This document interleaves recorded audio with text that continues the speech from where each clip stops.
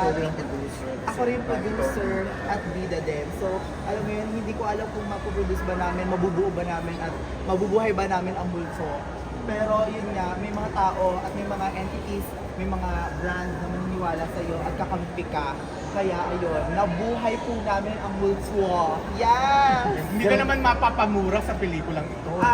Ay, hindi po natin sure kasi baka pag nagmura ako, ma-rated X ako.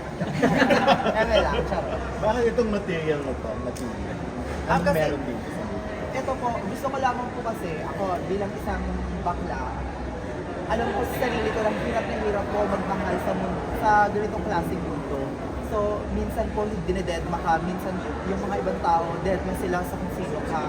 At talagang hindi nila papahalagaan ang nararamdaman mo. Tulad mga bakla, para kami mga multon, malayo kami magmahal. Madalas, kahit malayo kami magmahal, totoo to. At most of the time, buhay ang pagmamahal mo. So, nakarelate ka sa movie. Yes, nakarelate ako sa script, nakarelate ako sa concept ng film, and I love it. Talagang, eto na, mabubuhay na natin siya, at yes, kwento natin to, girls. So, ayun.